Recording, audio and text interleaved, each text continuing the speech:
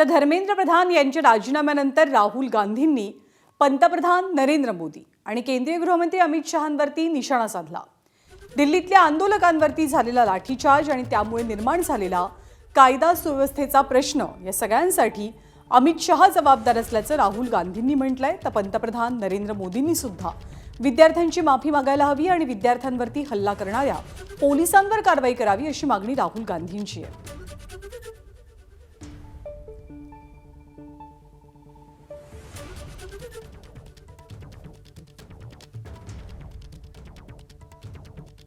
Mr. Amit Shah, directly responsible for the violence that has taken place against our students. He authorized the shooting of our students. He authorized the use of lethal weapons, pellet guns on our students. So that for us is a fundamental issue.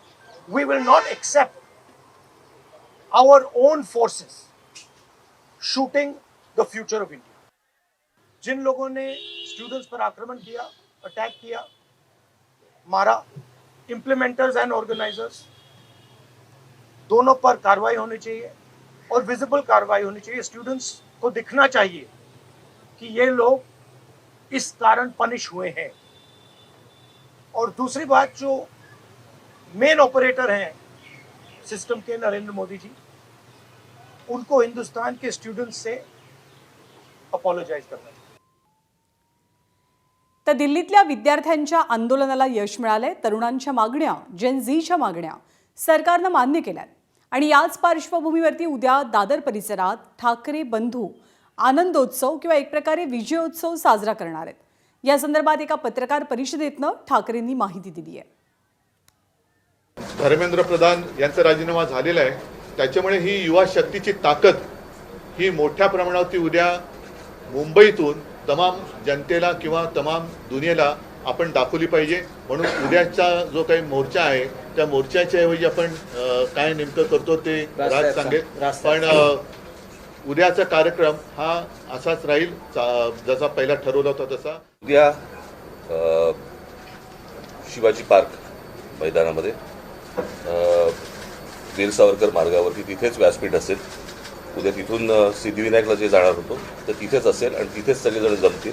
कुठच्याही गोष्टीला मस्तबलपणे उत्तर देणारं जे सरकार आहे त्या सरकारला माघार घ्यावी लागली एवढ्या मोठ्या प्रमाणावरती। एवढं मोठं आंदोलन आज देशभर उभं राहिलंय आणि त्याचा जल्लोष मला असं वाटतं होणं गरजेचं आहे आणि त्याच्यासाठी म्हणून उद्या सगळेजण शिवाजी पार्कला तिथे जमतील। तो पिक्चर मधला कुठला होता ना, एक मच्छर साला आदमी को, यशवंत सिनेमाचा, तसं एका झुरळाने हुकुमशहाला झुकवलेलं आहे। आणि ज्या तरुणांना झुरळ म्हटलं त्यांनी सुद्धा लक्षात ठेवलं पाहिजे की आपण केवळ खुर्चीत बसलाय म्हणून डोक्यात माज गेल्या असं वागू नका। देशातली युवा शक्ती ही जर का एकत्र आली तर काय करू शकते त्याची झलक आहे। या तरुणाईचा हा विजय आहे, खूप मोठा विजय आहे। याचं जर एका वाक्यात जर वर्णन करायचं झालं तर या जेनझीनी सरकारच्या झिंज्या उपटलेल्या आहेत आणि त्यांना जमिनीवरती पूर्णपणे आणलेलं आहे। हा मला असं वाटतं खूप मोठा विजय या तरुणांचा आहे। त्याच्यामध्ये दिपकेंचा त्याच्यामध्ये खूप मोठा वाटा आहे। आणि केंद्रीय शिक्षण मंत्र्यांच्या राजीनाम्यानंतर शरद पवारांनी सुद्धा एक पत्रकार परिषद घेतली आणि यामध्ये त्यांनी एका भेटीचा उल्लेख केला। 2 दिवसांपूर्वी शरद पवारांनी पंतप्रधान नरेंद्र मोदींची भेट घेतलेली होती विद्यार्थ्यांच्या प्रश्नांसंदर्भात। त्यामुळे आपण या मुद्द्यावरनं स्वतः पंतप्रधानांना भेटलेलो होतो आणि त्यांनी संवाद ठेवायला हवा अशी सूचनाही केली होती असं शरद पवारांनी सांगितलं। तर या संदर्भात विरोधकांनी काय प्रतिक्रिया दिली आहे ती सुद्धा बघूया। प्रधानमंत्र्यांना भेटलो, त्यांना विनंती केली की लोकशाहीमध्ये संवाद ठेवायची आवश्यकता असते। हा डायलॉग सुरू केला पाहिजे, एक तर राजीनामा दिला पाहिजे। सरकार तुमच्याशी सुसंवाद ठेवायला तयार असेल तर बोलायचं नाही असा हट्ट करू नका आणि सुदैवाने त्यांची बोलायची तयारी होती, हट्ट नव्हता। हे जे काही बोलणं झालं नरेंद्र मोदींचं त्यांच्याशी माझं, त्याचा परिणाम मला दिसला.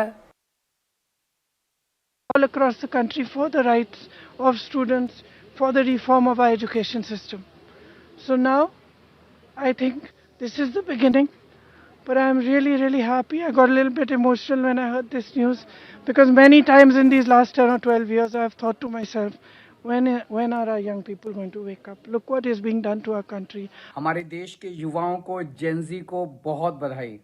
बहुत खुशी की बात है, आप लोगों का संघर्ष रंग लाया. धर्मेंद्र प्रधान को अल्टीमेटली इस्तीफा देना पड़ा. ये पूरी डेमोक्रेसी की बहुत बड़ी जीत है. एक भ्रष्ट अकार्यक्षम मंत्री केंद्रीय मंत्रिमंडळातून त्याला मोदींना अखेर घालवावं लागलं, नाहीतर मोदींना स्वतः जावं लागेल या भीतीपोटी त्यांनी शेवटी केंद्रीय मंत्र्याचा राजीनामा घेतला.